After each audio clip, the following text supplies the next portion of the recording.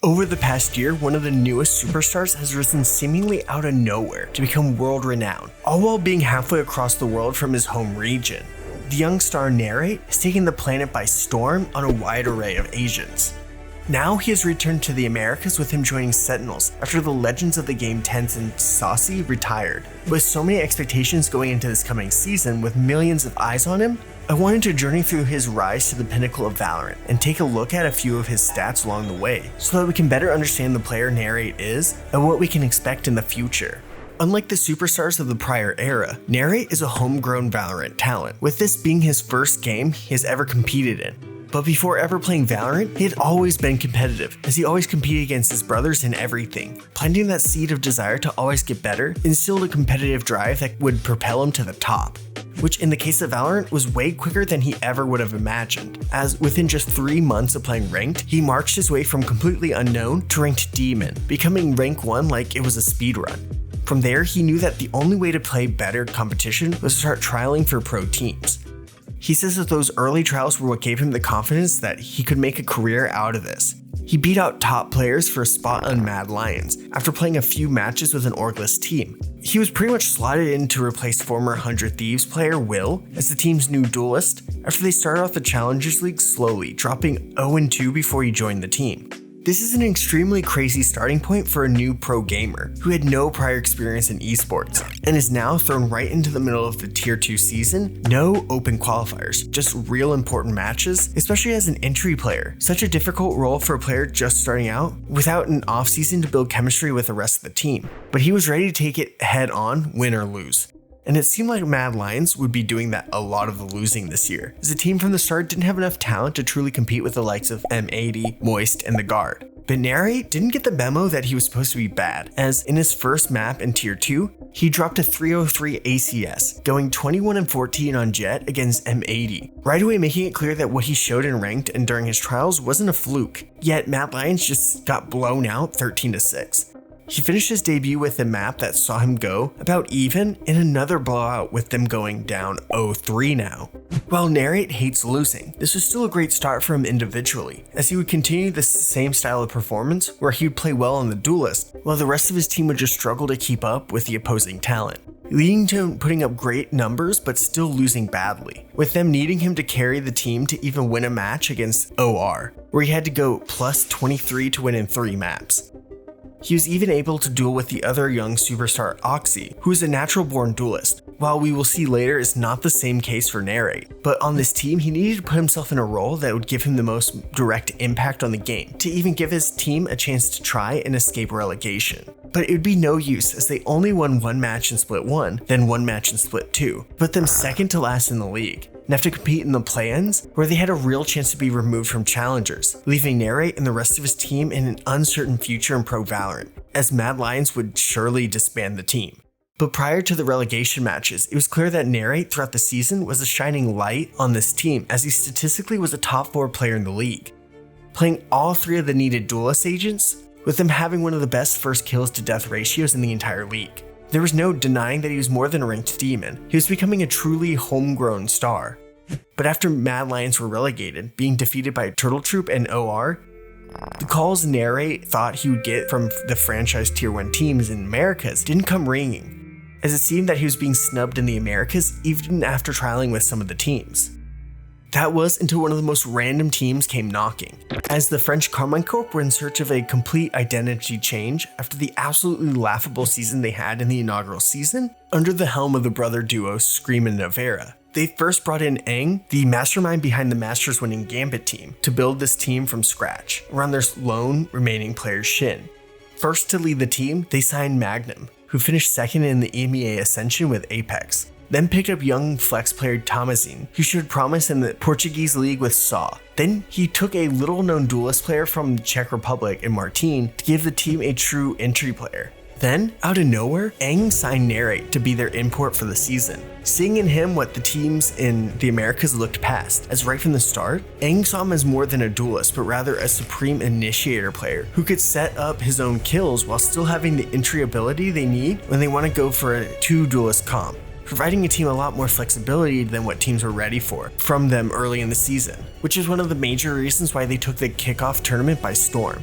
shocking everyone that a team that completely rebuilt their roster with an import that was relegated from Tier 2 NA would from the start dominate the league, especially as they upset Fnatic in the semifinals in a 2-0 sweep, with this team looking insane, as N4RRATE just fit perfectly next to Martin's lightning-fast entering skills, as N4RRATE looked just as comfortable on Raze as he was on Fade and Gecko, which were quickly becoming his most dynamic agents. Within just 6 games at the top level, N4RRATE had already qualified for an international event. And then 7 games in, he was already lifting a trophy in Tier 1, after defeating the other surprise roster, Team Heretics, in 4 maps. With N4RRATE slowly revolutionizing what people thought about the initiator role, while Martin was becoming possibly the best duelist at the time in Europe. In the opening round of Masters Madrid, they were given an easier start with them facing FPX, who later in the season would come out of nowhere and look insane, but here were no match for Carmine. As N4RRATE, like always, didn't let the lights become too bright for him, as he topped the scoreboard on Gecko and Fade to set a high bar in his international debut, and would have to back it up again against a reborn Sentinels team who, after a terrible 2023, looked to redeem themselves. As Zekin outdueled N4RRATE, and then John QT led his team both as an IGL and a fragger on Lotus, to barely escape a close match just as N4RRATE was getting hot, to send Carmine down to a deciding match against Paper X for the final spot in the playoffs. It wasn't an easy match for either team, as N4RRATE and Martin put the team on their backs to make it to a deciding map 3 on Ascent into overtime. But it was Paper X's experience in the big moments that won out, as N4RRATE slowed down just enough to see his team be eliminated in the 5th to 6th place, which is very impressive for where this team was just last year, but was disappointing when looking at how much potential they had to go deeper if just a few moments went their way.